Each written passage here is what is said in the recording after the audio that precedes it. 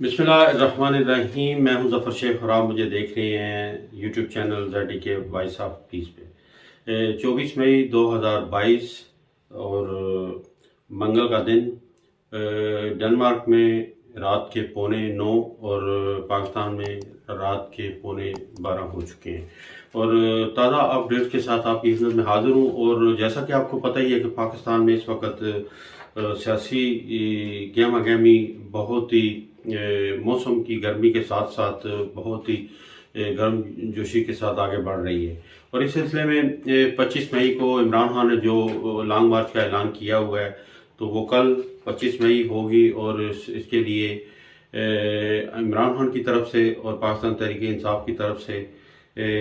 तमाम तैयारियां मुकम्मल हो चुकी हैं और उनका ये दबंग ऐलान हो चुका है कि कल वो इस्लामाबाद पहुंचेंगे किसी भी हालत में। और इसके लिए उन्होंने जो भी प्लान A, B या C जितने भी प्लान बनाए हैं उन पर मुकम्मल तौर पर तैयारी हो चुकी है और वो उन्होंने अपने तहरीक इंसाफ के लोगों को भी और पाकिस्तान के तमाम हर शोबे के अफराद को ये रिक्वेस्ट की है, ये कहा है कि वो इस हकीकी आज़ादी की तहरीक में लॉन्ग मार्च में ज़रूर शामिल हो। हुकूमत पाकिस्तान की तरफ से मौजूदा हुकूमत की तरफ से बहुत सारी रुकावटें बन चुकी हैं और क्रैक डाउन भी हो चुका है, क्योंकि इस क्रैक डाउन के सिलसिले में गिरफ्तारियाँ छापे भी बहुत ज़्यादा तमाम मुल्क के हर शहर में मारे जा रहे हैं और तमाम पाकिस्तान तहरीक इंसाफ के कायदीन को गिरफ्तार करने की कोशिश की जा रही है। लेकिन उनमें चंद जो गिरफ्तार हो भी चुके हैं और कुछ इधर उधर हो चुके हैं, ये इमरान खान के साथ हैं। इमरान खान साहब पेशावर में हैं और वहाँ से वो अपनी इस लॉन्ग मार्च का आगाज़ करेंगे अपने आवाम के साथ, अपने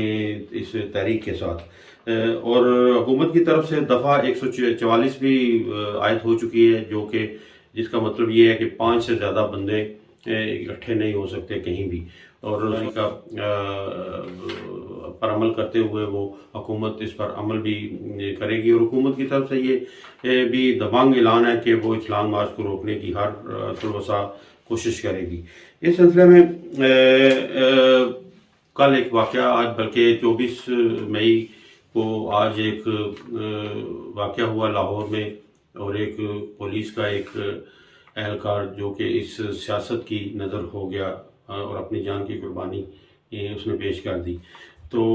ये मैं समझता हूँ कि जिस तरह भी हुआ, जिस तरीके से भी हुआ एक फ़र्द, एक ख़ानदान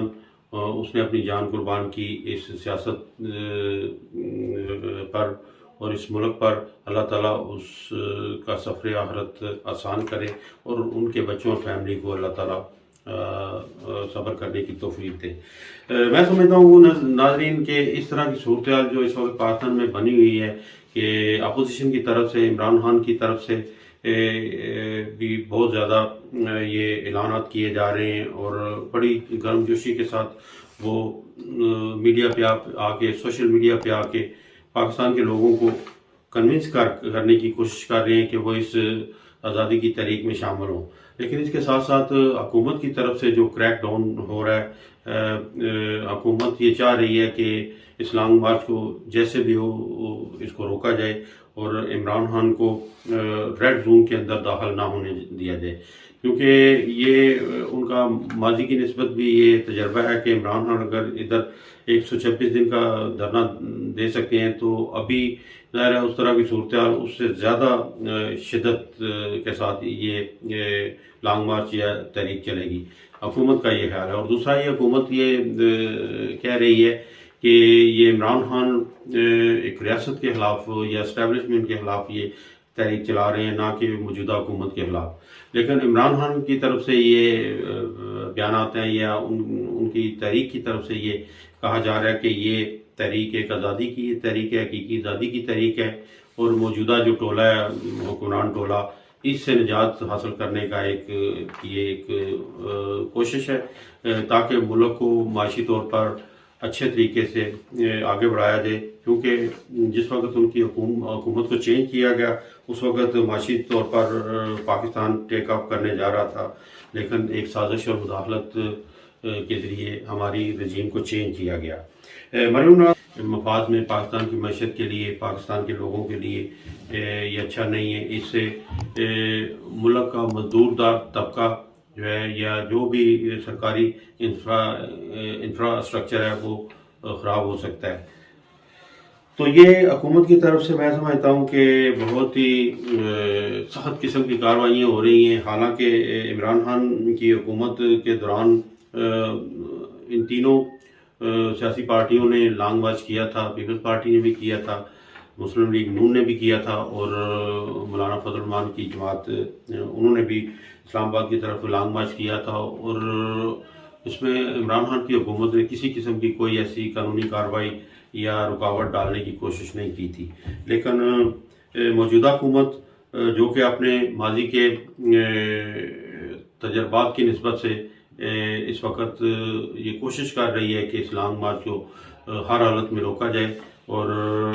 لوگوں کو اسلام آباد میں نہ آنے داخل ہونے دیا جائے۔ اس سلسلے میں موجودہ حکومت نے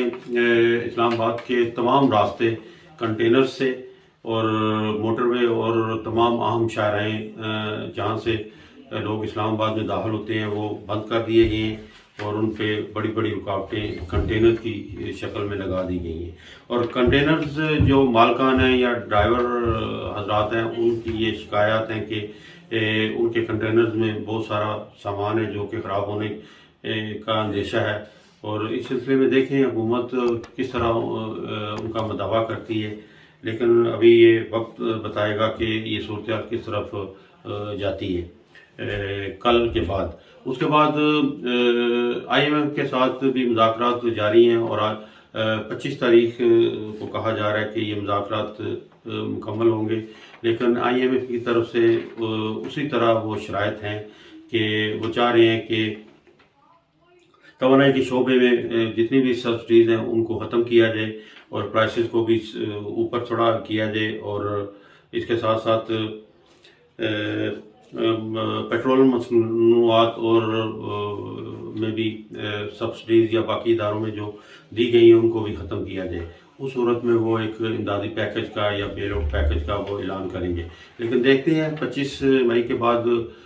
کیا نتائج سامنے آتے ہیں جس سے کوئی معیشت کا تھوڑا بہت بہتری آئے گی۔ اس کے ساتھ ساتھ سعودی عرب نے بھی یہ یقین دہانی کرائی ہے کہ ان کے